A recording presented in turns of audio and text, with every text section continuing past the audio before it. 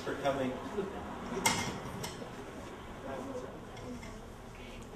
I have like 300 slides, so if you want to sit down, it might be more. Well, you can do whatever you want.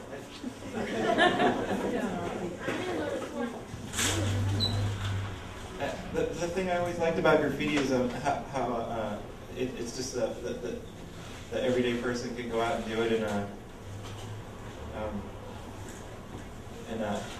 put their ideas or whatever they're thinking about at any current event or whatnot, and put it up on a wall for the world to react to. Or whatnot. I have a lot of slides that kind of just are just kind of show you the flavor of San Francisco, or the streetscape, I guess, of some sort. Can you hear me? Should I just talk? Is it great to talk like that? No.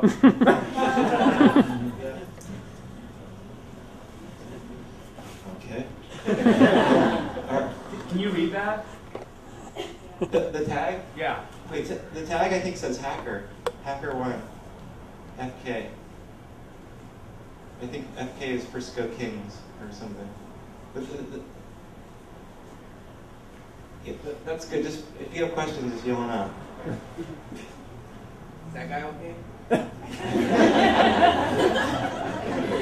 That's hacker. when I was growing up in San Francisco in the 80s, this guy UB40 was he was the most up, and in graffiti, most up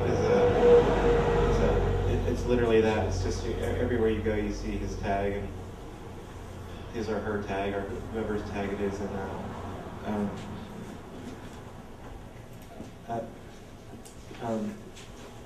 tags are. I'll just, for people that don't know about tagging, it's really fast. It just takes a few seconds to do, and it takes a few hours to remove.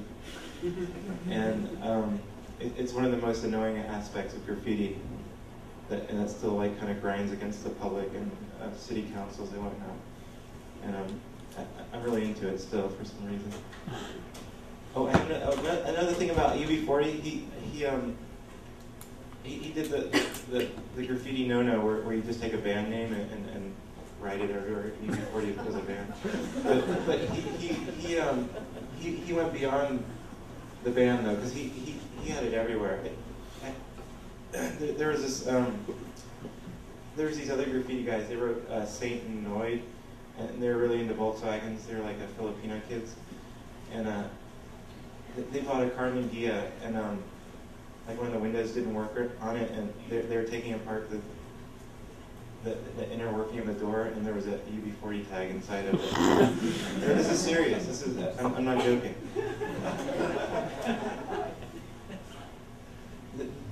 This is.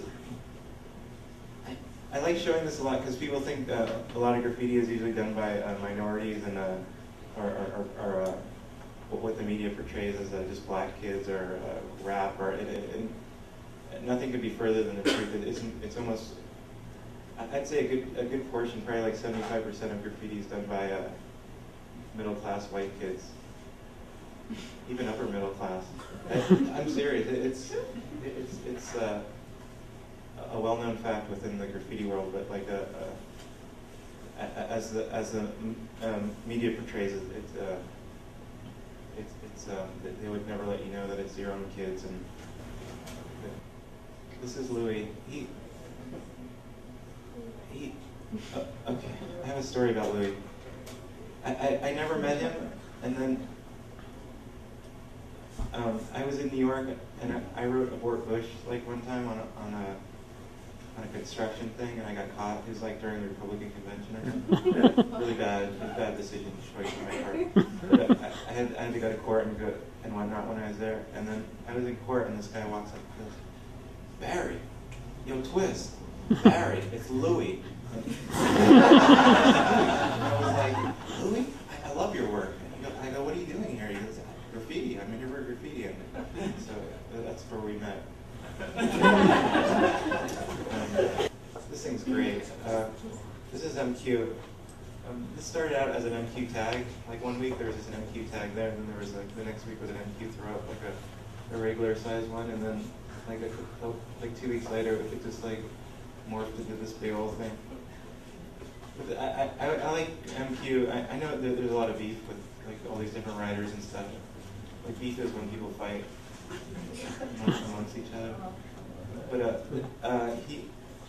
this guy's amazing. This is like all street level graffiti. You know, like this is how graffiti happens. You usually see a truck in a good spot, and then you tell your friends, and then that's how it happens. The city can't paint over these things. They can paint them over almost any other graffiti, but for some reason they can't paint over people's cars. So it's the place where the graffiti still kind of like exists in San Francisco. And this is New York. God, I love this truck. I'm gonna just pause on this for a second. No, it's perfect. Like everything on it's good. Like all these guys. That guy in the center is Raj Rock. He used to do all of. Okay, I'm gonna move on. Look at how lame this looks. Look at how good the New York truck looks. And look at the California truck. It's all arty. I just caught it right now. Look at it, all arty. This is New York. That's what beef looks like. Or it's people. It's like visual argument. It's people going over each other. It looks good though. I did that. MQ.